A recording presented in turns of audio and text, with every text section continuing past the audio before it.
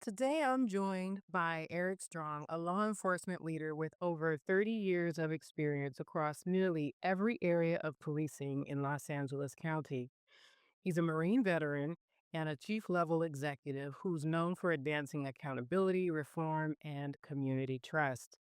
In today's conversation with Leading Today, we'll explore his leadership journey, the experiences that shaped his approach, and how he's thinking about leadership change at the highest level. So let's get into it. But thank you for joining me today, Eric. Can you talk to us just a little bit about why you chose law enforcement as a profession or where it was that you knew you wanted to be in law enforcement in your life? Yeah, good morning. Good morning. Thank you for having me. Interesting enough is all through high school, I never wanted to be a police officer. I actually graduated high school, went to college thinking that I was going to be an attorney. And somewhere along the line, and let me back up. So my dad was a police officer. My mom worked in the courts as a judicial assistant for many, many years. So I was always around attorneys and judges. Um, and so that's what I thought I wanted to be. And I got an internship at a law firm. And I looked at what all the junior attorneys were doing, and I said, "Oh my god, that would drive me crazy." Spending maybe hours of the day in a room, just like, what's behind you, a legal library, doing all of this research for the senior attorneys just to pass it on for the senior attorneys to go to court. What is that at? And so I said, you know what? Let me join law enforcement. Uh, it was something that I could do, quite honestly, before I got my degree. I didn't need to finish college at the time. And I said, I'm going to learn from that side. I'm going to learn that aspect. And 5, 6, 7 years later, I'll go back to school and become an attorney. And I got into it and I loved it. And it was very rewarding, challenging, um, kept me, kept me motivated and encouraged. And 32 years later, I never regretted it one time. Wow. That's great. Not everyone can say that with a 30-year long, career history that they've enjoyed it the whole way and have no regrets. But I would really love to ask you about what were some of the early experiences most that you believe shaped your understanding of leadership and becoming the leader who you see yourself as today? Oh, wow. Very early on, I started my career in Compton Police Department during a very challenging era. And there were a couple of things. One was, I think probably, and I did, let me say this, I didn't necessarily recognize what it meant back then, but I can look back on it now and say, "Hey, this is where I started and this is where I wanted to end." So about 4 months in, I'm still a Ripley, I'm still on training, and I get into this just crazy shootout with a guy, got an AK-47 and spraying the neighborhood.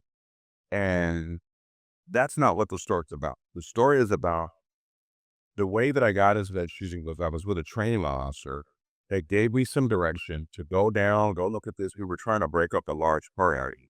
Told me what to do. I did exactly what he told me to do. And then I got into the shooting.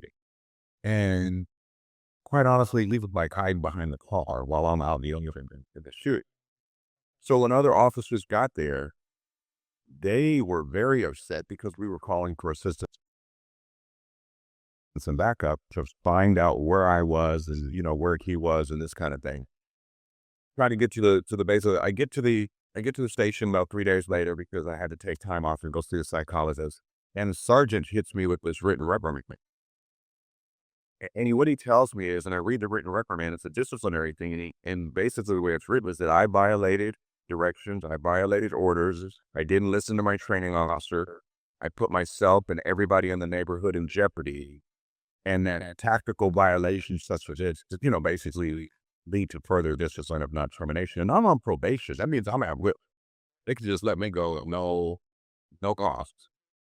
And I looked at the sergeant after I read it. I said, "Sorry, I can't sign it." He said, "Wait. This is not accurate." And he basically tells me, "Who do you think we're going to believe? You, some rookie that just got here, or a guy that's been on 10 or 11 years and seasoned?" I said, "I don't know who you're going to believe, but I can tell you this, that I can't sign this because it's not going to happen." And then he says, "You're on probation. You could get fired." And I said, I understand it, but I'm not signing this because this is not what I said. Nobody even asked me what I have. And I stood my ground right then and there. And other officers came to my support. And they came and they said, hey, no, but listen, you can't make this kid sign this. You know what I mean? If nothing, there should be no kind of this. But what the training officer had done is told the story to save himself. This is a very critical instance. And then there were a couple of other things. In that same instance, um, investigators tried to get me to identify somebody that I couldn't possibly identify, and I said I can't do that. So I think for me, what that told me is stand on your principles, stand on your integrity, do what's right, and it's going to come out in the long run, and that we can still do the job. We don't have to falsify reports. We don't have to try to, fix these reports so that we guarantee a conviction. We just do what we're supposed to do, how we're supposed to do it. So that was, for me, and I know the question was about leadership. To me, the question was about, as I was a supervisor, I would never want to do that to somebody who approached them in such a way that I'm threatening them with their job, and I've never even heard their side of the story. Uh, Leadership has to come from, it's not about how long you've been on. It's about what are the facts? What are we doing? How do we support our people? Right. Well, when I listened to you, one of the things I definitely heard, which you already mentioned, was integrity. But the other that I really heard several times in the subtext of it all was courage. You're a rookie, you're courageous, you're out there in the open, as you say. Then you get this reprimand and you're standing up to another leader because it's inaccurate what they're presenting to you. And to do that, particularly as someone new in a role, that's a courageous position to take. It's not something that a lot of other people would have done. Really in a different way, self-preservation. You looked at self-preservation differently though in that sense because integrity meant more to you. Yeah. I never really thought about it that way, but I mean, I guess in a sense, Yeah. I want to take that and use that for other people to tell them to have the courage to stand on it and do the right thing. Yeah. No, I love that. And in my podcast, that's one of the things that I talk about as a leadership trait that really differentiates someone who I think is generally a leader versus someone who's just managing people or tasks, or for people to do the tasks. Courage comes in all kinds of ways. That one was one that I didn't expect you to share in this story. So thank you for sharing that. When you think a little bit though on that, experience and maybe others that you obviously had, how would you describe then your personal leadership philosophy? And, how has it evolved as you've taken on broader responsibilities as your career has grown? I think my birth was leadership is to take care of people that you lead, and you do that. I'm my assistant. You have some support to do that. I hear it all the time. It's been straight before outside the material kind of shit. People need to follow. They need to get with it. And what I see in my leadership style, everybody gets the message, and as a leader, it's important to bring everybody in. In other words, my main leadership style, I'm going to tell you what to do. All different chapters that give. And it's not working for people. We can't look at certain people and say, maybe I need to change my message. And the other thing I found is that there's for forever. One of my favorite sayings is to take to make the world run. Right. So, you know, sometimes we just need to find the answer for people. They may not be gang guy or the dope guy, but they may be really good with traffic, or they might be really good measurement, whatever it is. But I think they find. And then the last thing I'll say, as secretary as I maturely got out of leadership positions and in law enforcement, my wife was also and she did it 30 years. And she would tell me how, in this example, that feel women are not our.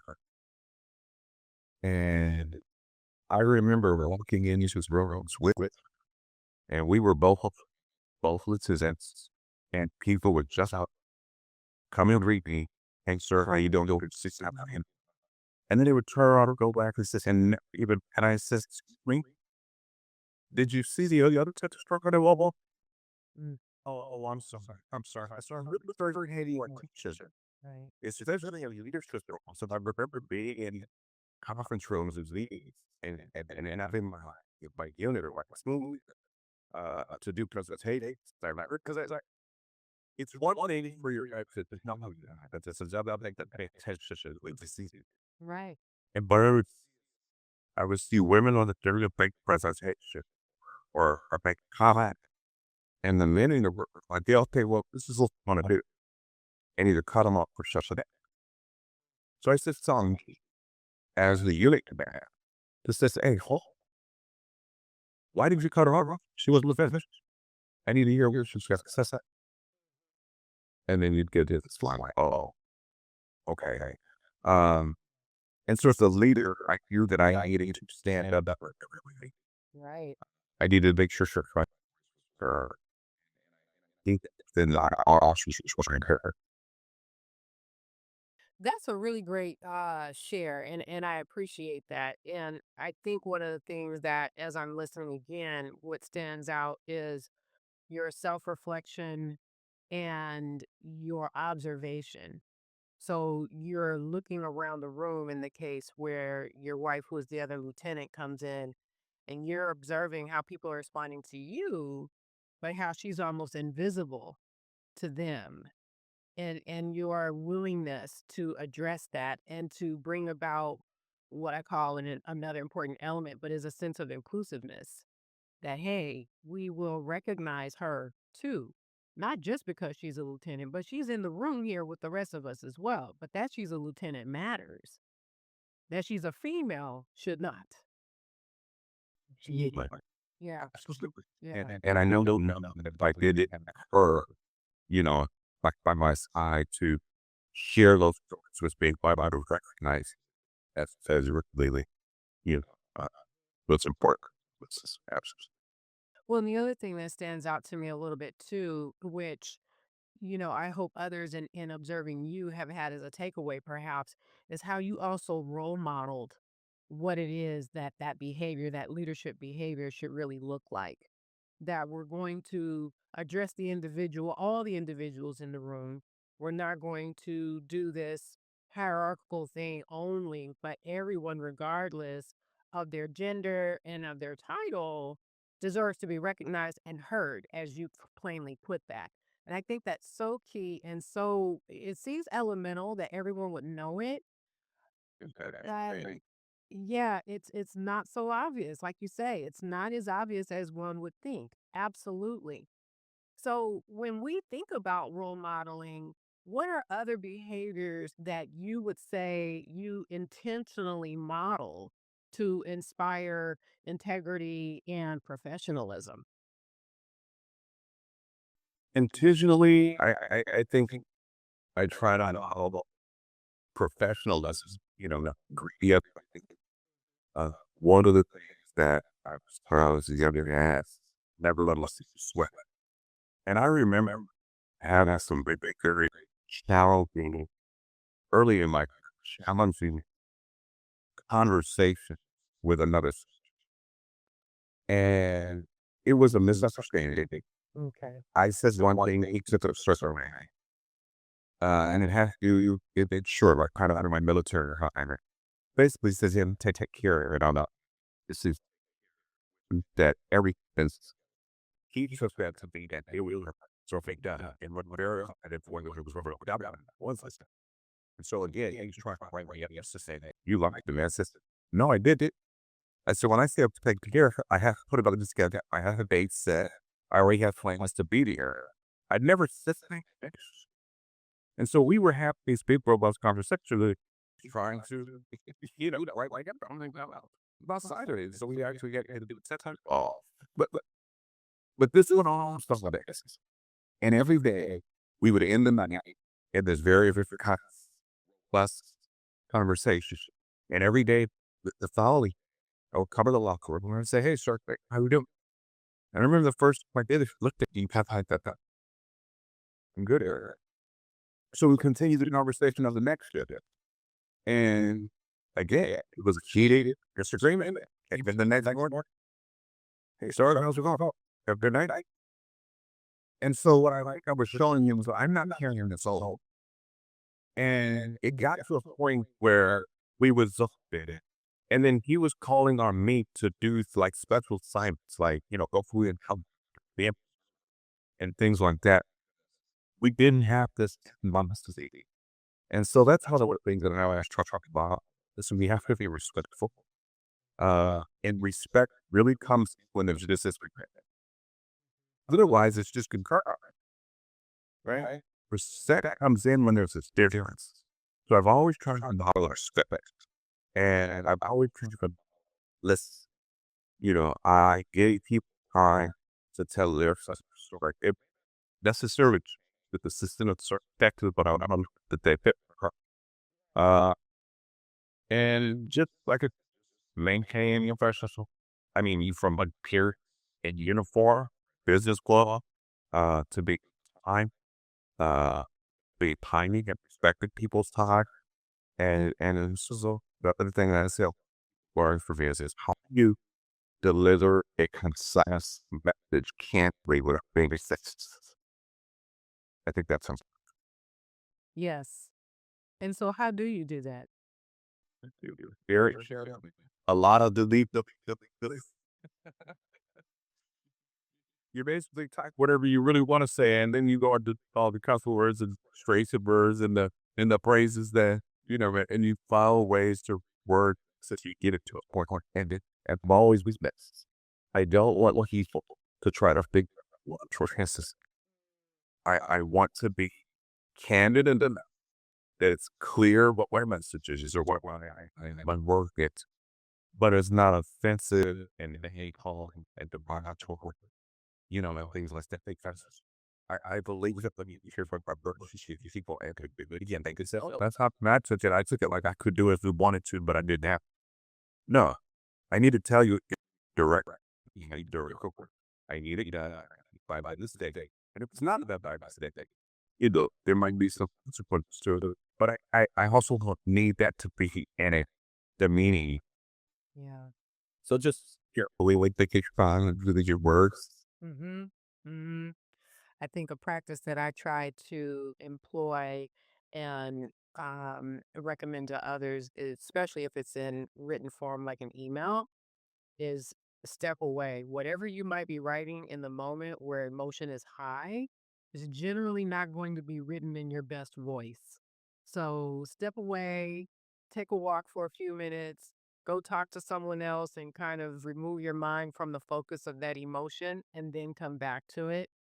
I think also for me, I try to read it from the perspective of the recipient, and even though I know what my tone is, I can't assume that they're going to know what that tone is because we all receive that messaging very differently. So I do try to put myself in the other person's shoes to try and, measure or level out what might have been a high emotion communication to start with. But it sounds like you do a little similar, the delete, delete, delete. You're looking back over your words and making sure that you're still clear but respectful. Try to get him on that. And then the other things that try not to do things again for good conversations with untie he answers are really up in the days. I always try to take the time to preface this and say this. And trying to live with this message in a way because we're don't know. Right, don't know. Because you push yourself up. I'm just not trying to insult anybody. I'm not trying to be disrespectful. I'm not happy if you get that way, but I'm ahead of time. Here's what we need to do. Here's what needs to be done. Here's my stance, my expectation, and here's what's going to happen if we don't have these and I give these pros and cons. And then I always go and I ask, so now give me your feedback. And you get control. Hey, but I think I got trying to tell about fun. Mhm. This is about business. It's not ours. so they'll take yours. Or I'm asking you to get your feelings hurt. If I'm either reprimanding you, holding you accountable, that's part of the job. But you can't learn if somebody might have correct you if you've done something wrong. But if, on the same token, is when you do something right, we have to give credit. We have to break. So we have to acknowledge. So I think people sit they give you up sides. Mm-hmm. Mm-hmm. Well, and I appreciate your expounding on that perspective a little bit too. In traditional leadership roles in an organization, say for instance, sometimes things aren't quite as high stakes, right? Healthcare, you got a protocol because someone's life is maybe in your hands. But there's not much difference when you're talking in law enforcement because as you're talking to these individuals, whether it's in the field or in the office, doesn't really matter. We know that ultimately there's high stakes that are potentially involved at any given moment. Yeah. No, I appreciate that. And the idea that you are outlining the expectations, but it's not really too negotiable, but it's because there's risk involved if these things aren't taken into account. And you, as the person who is the leader with the experience, does have to be the individual who's being deferred to. Ultimately, you're responsible for whatever the outcome is in the field. Yeah. Absolutely. Yeah. Someone follow. Right, right, right. I mean, and that's very important. As a leader, you have to be able to get people to follow you, to learn from you, to hear you, generally speaking. Um, if they don't, then you're not really a leader. And that's not to say that it's all about leading and following, but when you are trying to lead toward a certain goal or objective or sense of community, as the case might be when it comes to policing or law enforcement, others need to be able to learn from what your experience has already shown to work, basically, to be successful. Yeah. Another thing, I just throw this out there that I listen to too. I hear I all the time, and I know as a leader, things go away. You give credit. You talk about how great when things go. You take responsibility, and that's just the to do. Yeah. And I can appreciate that. I don't know that that's a standard practice across leaders or leadership, people in the ways that they see it. Some might have a different philosophy around what that is, that if someone is not doing well, they need to be held accountable, but take accountability. But it's interesting because in my experience, I'll just share very quickly, I have learned the most from leaders who take the kind of approach that you just explained. They give proper credit where the credit really is due and they give it publicly. But when there is something that maybe has gone a little bit awry, they're the ones that are ultimately actually acknowledging that they're accountable for it. That doesn't mean that in my experience or what I've observed at leader, there's not some accountability that's happening in a private setting to that individual, but it's not about reprimanding or making someone feel less than amidst all of the issues that may be happening where you're like, no, this is not what we do. You're not putting them out there to kind of feel a little embarrassed, actually, and feel like they're um, losing a little bit of face, as one might call it. Yeah. No, that's great. Let me talk to you a little bit about when you're talking moving into the sheriff role, how do you intend to kind of go about embedding your leadership philosophy into the department's structure and culture? What would be different, I guess, in your leadership philosophy or style if you were to come into this role? When I have that, Yes, that's right. Let's take it to the positive. When you come into this role. yeah, I think what I've seen all too often is that people have just jumped into this role and they, how do I say it? A lot of times we're careful critiques for what the direction it says, people love directions. But you mentioned I have to give my expectations and I have to message what's important. I hear so often people say, well, you need policies. No, policies do not dictate behavior. If policies dictated behavior, just as the laws dictated behavior, we would never have, we'd never have policies like election. Accountability dictates behavior. So one of the things we need to do is, and I would tell you, it's strongly is runs rare headed shifts department because there is no test. There's no legitimate agreeable process to get into the executive rank. It's really just a tech on shelter. And what I've seen throughout our decades is that there are some people that will do anything to get into that executive level. And then once they get here, guess what? Want to get to the next executive. Then they want to get to the next executive. And the way the system works is you dance to bar to sing my last where we were at. I tell you to it. I'll promote you. And then if you do that in that position is really good, I'll promote you again. So the first thing I have to do is change that system so that it's merit. Right. Uh, there's some crossover there. So when it's this town on the shoulder thing, you're not going to have people that will really speak out against the system or leader. Why? Because they want to land their promotion. But if we make it merit, and you know that you can get promoted based on your merit, your test, your tenure, your education, your score, you're less likely to be subjective than just be flawed. And then it's going to open up the doors for people to report things. It's going to open up the doors for people to speak out, to stay with the ethics and integrity. Because you're saying that you can't stop it. You can't hold me back because you don't like me because I have the test. And if you do, I have the test score. That's what I can do. I can agree with it or I can succeed. So one of the things that I plan to do that's going to be different is create it's not going to be my buddies and my friends like probably and stuff.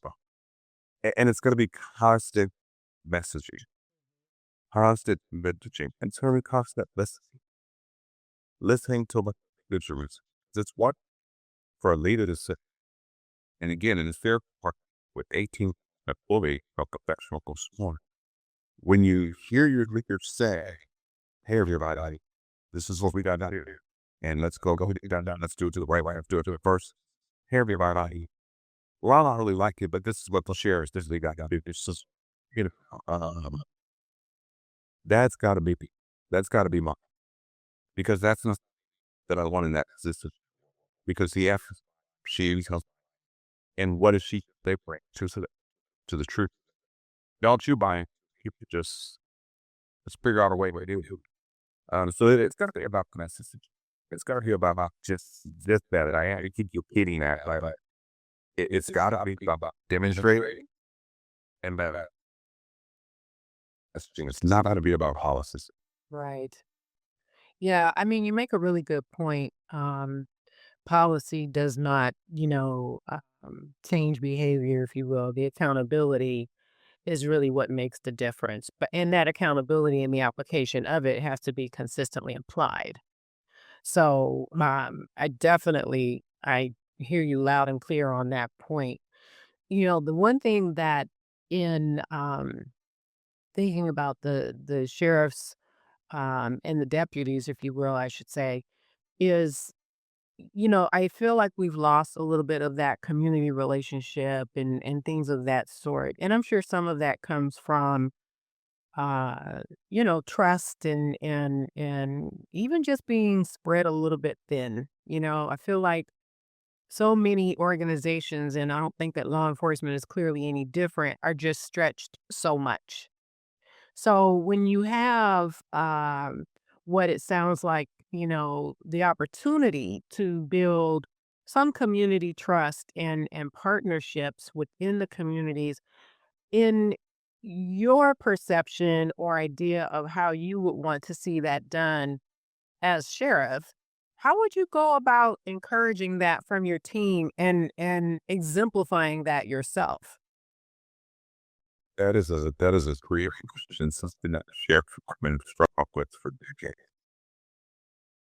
The first thing is they have to understand that community engagement community engagement is not necessarily community. Community engagement is getting the community working, being with people, going so there's some really deep seated union issues that come with this. For example, deputies get to kicking where they want to work. And what's happened over the years is that the deputies has picked what they wanted to work and they've got a struggle with it. For example, commons, uh, you get a certain group of deputies that's what they do. That many of them have every vengeance before they got silent, but they go here because that's what they think they, you know, get their street cred, which are not as assistant deputies at one. And then they start talking about their friends that have a same time and they come in. And if you're not one of these people and you put it to those, when you get here, they run right out. And they have dictated in a lot for a long years who works as service. And that's just the way that you can answer that. You can't put it the right way. So you have to change something. Uh, when I worked with South Raycon out here, stuff of black came through on what none of them made it. And then I remember talking to them and pulling them aside and said, I need you to tell, I'm not done. I need you to tell me all so that I can fix it. He's fix it. I know what it is. I have an idea. They don't know what black lives because the lives are not going to treat the black community the way they want to be able to do so. You know what I mean? So they're irritating control who is at the station. That's a problem. So I think we have to, number one, get the right people in position and put to the right place. Then again, it's because of about trade. A lot of other agencies just, well, you won't get back down to that, but you can do a function where LAPD is pregnant. And 8 LAPD officers can walk in and then go in 80 of directions and start calling. You go to a center community function with that, and 8 deputies used to pick it. You'll have 3 against the wall, 4 next to just a logo, and one that's trying to figure out what he needs to go to. They don't know how, they've never been taught how to engage community and just talk to people. Yeah. A lot of it's going to be trained. Again, those expectations. I walked into these railroads and I said, why are you all hauled up here? This is a community. Go talk to people. But if I don't walk in and do that, the other sergeants and lieutenants and people that they don't tell them, they just continue to let them do what they do. So we forgot to treat, change how to treat people. And there's some internal processes that we need to change. Yeah. Well, and as I'm listening to you, going back to a point you made a moment ago, is not seeing the community not feeling like a particular sheriff station or a hub, as the case might be, that there aren't people in there that look like them, right? And all these studies have shown that this is a valid aspect of people feeling like they can begin to trust. It's no different when people go to a healthcare provider or something like that. They want to be seen by someone who looks like them, or at least know they have access to someone who looks like them, because they know there are nuances about their health or culture or what have you that will probably be better understood. And I see that translating over into what you were just, commenting about in that sense, right? I think the other thing though that kind of stands out to me when you're talking about the deputies will be in the room and they're not really familiar or comfortable with community engagement is flipping the script a little bit about what that perception is to the community, you know, because this is also, uh, what continues to create the divide, I'll call it, right? But to your point, which I think is valid, is around training them and getting them to become comfortable. And they'll be uncomfortable at first, but once they understand that, everyone doesn't see them as the enemy, and the goal is about creating trust in those community partnerships, and that's what they're saying and demonstrating. it becomes a little bit easier and it becomes a little bit more comfortable. But it takes time. Like you say, change takes time. Yeah, I love that. It's not going to be a effortless switch. It's going to take some time. No, absolutely. So we're winding it down here. I want to ask you really about, kind of community or leadership impact and legacy, I guess, right? If you could give feedback about what you think actually makes for a better leader, and think of it in terms of advice that you might give to a young person that is thinking about law enforcement, what would you say? Good question. I think what I'd tell you, people, and I'm not speaking specifically because there's recruitment is a big problem. But particularly recruiting in the Black community, and even Asian is very difficult. And what I would say is change comes from within. If you want to see something change, if you don't like the direction, or if you don't like the way law enforcement patrols or good service to serve the community, the best way to change that is to get inside and then bring up others like yourself and do it the right way. And I think that's what season. I tell people all the time, so it's like I get told, oh, doing stuff out, you're a traitor. You're part of our system. And I tell them, I say, you realize what happened to like something inside? It would be worse. Do you know how many times just sell my life, other glass in the department have come to a seat and it changed the whole way that incident was going to go down just because we showed up? You can't count those statistics that never happen. And when I tell people that, they're like, oh my God, they thought about that. I says, yeah. Imagine if all I was as so I think my message would be get in there and swing any hands, get in there. First of all, it's great for radio. No, you can raise your certificate, the any house not, but you're gonna have great says it's just a fear thing right now. You're gonna retire, maybe. Um, and you get a chance to and have people, and honestly, when I say the computer, that you really, because so many people come in from so many different places, especially in Los Angeles. Uh, I think that's I was saying, don't just sit down because this is like to see on social media. Be a leader that changes things from the inside. I love that. I love that. And what a great way to kind of pause or end this particular conversation. I thank you very much for joining me today. We've learned a lot about Eric and his leadership today.